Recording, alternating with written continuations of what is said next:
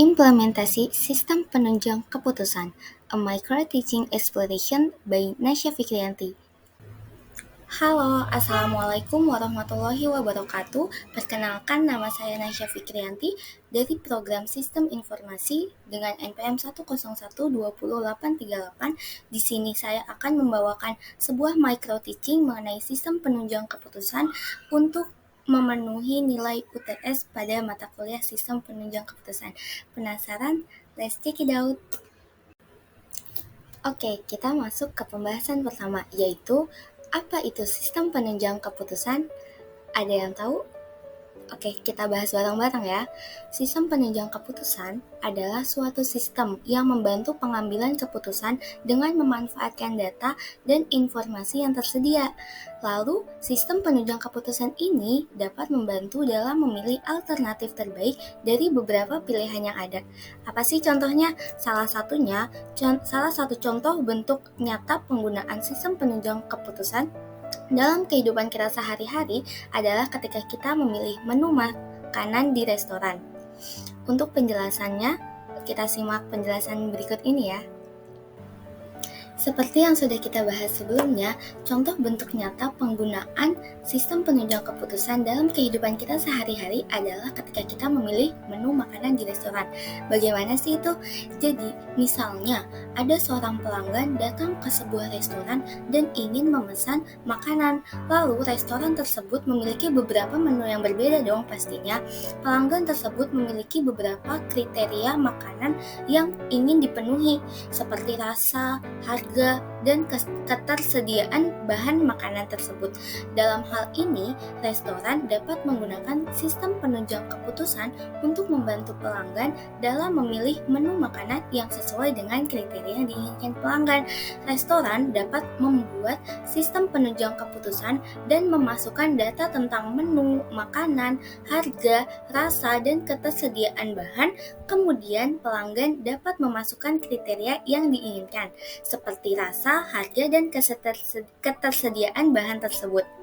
Sistem penunjang keputusan akan memberikan rekomendasi menu makanan yang paling tepat atau sesuai dengan kriteria yang diinginkan oleh pelanggan. Oke, selanjutnya kita masuk ke topik pembahasan kedua, yaitu mengapa manajer membutuhkan komputerisasi dalam mendukung pengambilan keputusannya. Ada yang tahu? Kita bahas bareng-bareng ya. Jadi, manajer membutuhkan komputerisasi dalam mendukung pengambilan keputusan karena sistem informasi manajemen yang terkomputerisasi dapat membantu manajer dalam mengambil keputusan yang lebih cepat dan akurat. Contohnya apa sih? Contohnya, sistem informasi manajemen dapat membantu manajer dalam mengumpulkan dan menganalisis data, lalu memprediksi tren pasar dan memantau kinerja bisnis. Untuk lebih lengkapnya, simak penjelasan setelah ini ya. Sebelumnya kita sudah membahas beberapa contoh yang ada. Kali ini kita akan mengimplementasikan contoh tersebut ke kehidupan nyata. Sebagai contoh, manajer toko online dapat memanfaatkan sistem informasi manajemen untuk memantau penjualan dan stok secara real-time. Nah, hal ini memungkinkan pengambilan keputusan yang strategis yang nantinya lebih cepat dan akurat dalam pemasaran dan pengadaan stok tersebut. Apakah cukup jelas? Kita masuk topik pembahasan yang ketiga, yaitu apa sih bisnis intelijen itu? Ada yang tahu? Oke, kita bahas bareng-bareng ya. Jadi, bisnis intelijen itu adalah pendekatan manajemen yang memanfaatkan teknologi informasi untuk mendukung pengambilan keputusan dan meningkatkan efisiensi bisnis nih. Lalu, hal ini meliputi apa saja? Hal ini meliputi pengumpulan, analisis, dan presentasi informasi bisnis. Bisnis intelijen ini juga membantu organisasi dalam memahami tren, mengidentifikasi peluang, dan menghadapi tantangan dengan lebih baik lagi. Ini juga bisa digunakan dalam berbagai bidang, dan bisnis intelijen itu sendiri memiliki komponen-komponennya nih. Kita bahas setelah ini ya.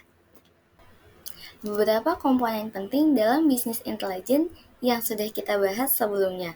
Yang pertama ada pengumpulan informasi atau informasi gathering, yaitu mengumpulkan data dan informasi yang relevan untuk mendukung pengambilan keputusan seperti data pelanggan, tren pasar, profil kompetitor, dan detail organisasi lainnya. Yang kedua, ada pengumpulan data atau data collection, yaitu mengumpulkan data secara sistematis dan efisien untuk analisis dan pengambilan keputusan. Yang ketiga, ada analisis kebutuhan atau need assessment, yaitu mengidentifikasi kebutuhan dan prioritas pengguna sehingga mendapatkan sistem informasi yang sesuai dengan kebutuhan. Yang keempat, ada pengembangan model atau development, yaitu membuat model matematika atau logika pemecahan untuk mengembangkan sistem informasi yang akan membantu dalam mengambil keputusan. Yang terakhir ada implementation, yaitu menerapkan sistem informasi yang dikembangkan ke dalam organisasi untuk membantu dalam mengambil keputusan dan meningkatkan efisiensi bisnis. Sekarang kita lanjut ke topik pembahasan yang keempat, yaitu apa itu data mining dan apa sih kaitannya dengan decision support system? Ada yang tahu jawabannya? Kita bahas bareng-bareng ya.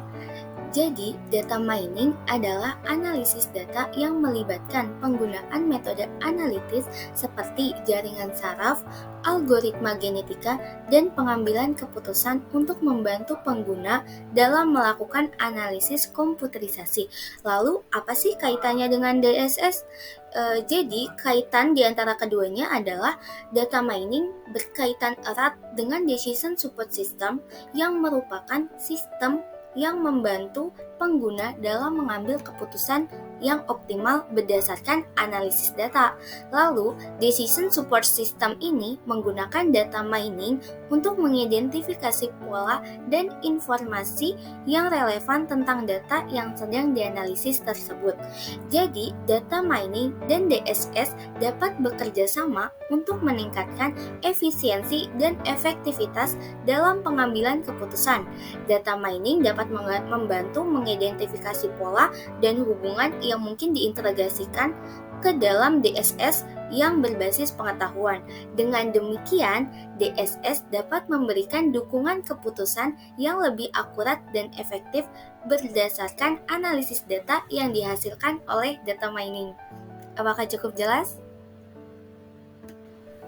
Setelah sebelumnya kita membahas apa itu data mining dan hubungan keterkaitan antara data mining dan decision support system, di sini kita akan membahas contohnya nih agar lebih paham apa yang tadi sudah kita bahas. Di sini ada sebuah contoh, yaitu perusahaan e-commerce menggunakan data mining dan DSS untuk meningkatkan pengalaman pengguna. Data mining digunakan untuk menganalisis preferensi pembeli, riwayat pencarian, dan perilaku belanja online. Lalu, hubungan keduanya ada di mana nih? Nah, hasil analisis data mining diintegrasikan ke decision support system. Hal ini membantu perusahaan untuk membuat keputusan cerdas terkait rekomendasi produk, harga, dan strategi promosi. Hal ini mendukung peningkatan keterlibatan pelanggan dan pertumbuhan pada penjualan. Selanjutnya kita masuk ke topik pembahasan kelima sekaligus topik pembahasan terakhir kita kali ini, yaitu expert system atau yang biasa kita sebut sistem pakar dan artificial neural network. Untuk lebih lengkapnya simak penjelasan berikut ini ya. Pembahasan yang akan kita bahas mengenai sistem pakar dan artificial neural network di sini adalah perbedaan dan persamaannya. Pertama, kita akan membahas perbedaannya. Apa aja perbedaan antara sistem pakar dan artificial neural network? Di sini kita akan membahas perbedaan pertama, yaitu sistem pakar menggunakan aturan dan pengetahuan berbasis logika, sementara artificial neural network menggunakan pendekatan pemodelan matematis yang terinspirasi dari jaringan saraf biologis.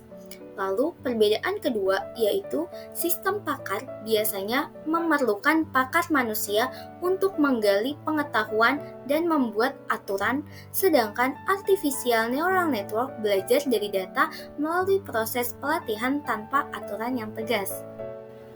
Setelah sebelumnya kita membahas perbedaan antara sistem pakar dan artificial neural network, di sini selanjutnya kita akan membahas mengenai persamaannya. Apa aja nih persamaan di antara keduanya? Pertama, keduanya memiliki peran penting dalam mendukung pengambilan keputusan. Keduanya dapat digunakan untuk tugas prediksi dan klasifikasi. Yang ketiga, keduanya merupakan bagian dari bidang kecerdasan buatan dan digunakan untuk menangani masalah yang kompleks. Terakhir, keduanya digunakan untuk memproses informasi dan menghasilkan output berdasarkan input-input yang diberikan. Setelah sama-sama kita sebelumnya membahas mengenai perbedaan dan persamaan mengenai sistem pakar dan artificial neural network, selanjutnya kita akan membahas mengenai contoh-contoh yang ada di kehidupan nyatanya nih. Contoh dari expert system yaitu mendiagnosis penyakit. Jadi sistem pakar dapat membantu dokter dalam mendiagnosis penyakit dengan cepat dan akurat. Lalu contoh dari artificial neural network yaitu adanya face recognition in security system. Jadi artificial neural network dapat mempelajari pola-pola wajah dan memberikan identifikasi yang akurat pada setiap wajah yang terdeteksi pada sistem keamanan.